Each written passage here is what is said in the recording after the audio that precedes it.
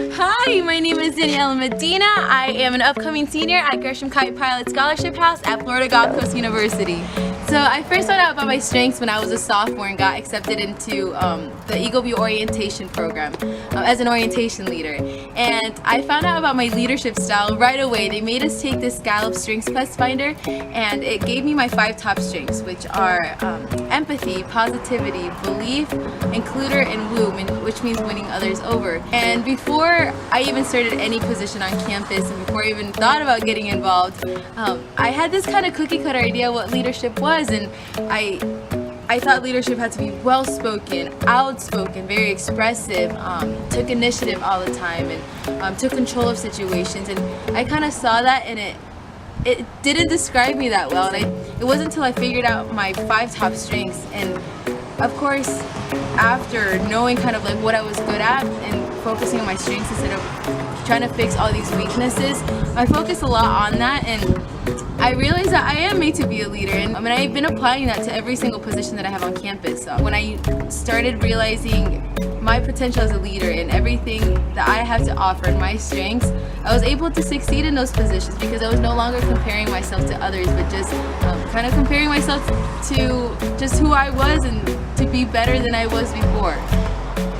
When I first had my interview with Teresa over Skype, I remember her asking me what I thought an education for life meant, and to be quite honest, I had no idea. I remember being able to just to respond, you know, I'm hoping I get a lot out of it. I live by the motto, what you reap is what you sow, and I told her I want to be able to get out the ability to communicate and to conflict manage once I'm out. I want to be able to live on my own and know how it feels to kind of fend for myself and take care of myself and other people in the home. I'm telling you, nothing could have ever prepared me for what I got myself into. I never thought I'd be living in one house like that, communally, because all I knew about communally was sharing a bathroom with my sister when I was growing up. And now what I see education for life is sharing moments and empowering each other and empowering the girls to be confident. And I remember having conversations with one of the girls in the house, Nell. With her, I can talk about things of the spiritual nature, like my walk with Christ, where I see myself in 10 years. Just conversations that are deep and not surface level.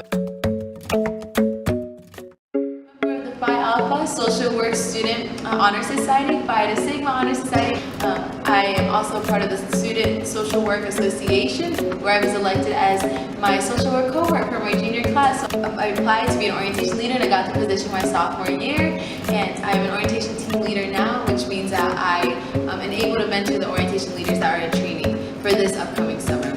And also, I am part of Chi Alpha, where I serve as a small group leader, and I am also part of the worship service and dance marathon. The Gresham Kite Pilot Scholarship House related. I was a vice president for 2 semesters. My first semester that I got into the house, I was really excited and I wanted to take a position, so I took the social chair, and now I am part of the resident advisory committee as a secretary, where I get the inside scoop of Southern Scholarship Foundation. I remember where I was on campus when I got that email notification congratulating me for receiving the scholarship. I was in complete shock, and I kind of had to pull myself together because I started crying for a bit, and I called my mom. And I just kind of didn't know what was going to happen after that, because I was a commuter student, and it was hard just being involved. It was financially hard for the gas money. I always told myself growing up, like, I don't want the lack of finances to limit me from doing things at all.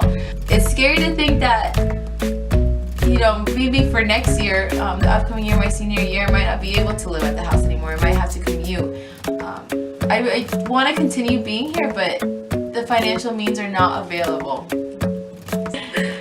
For future aspirations wise, I'm a social work major with a psychology minor, and I want to work with victims of domestic violence once I graduate. So I am planning on going and seeking a master's degree at University of South Florida in Tampa, and I'm so excited for that. But I do, as much as I want to live in Tampa, I want to be able to bring that back to my community here in Fort Myers, because this is kind of where I've been living for the past few years, and where I want to kind of continue living even after I finish my master's program.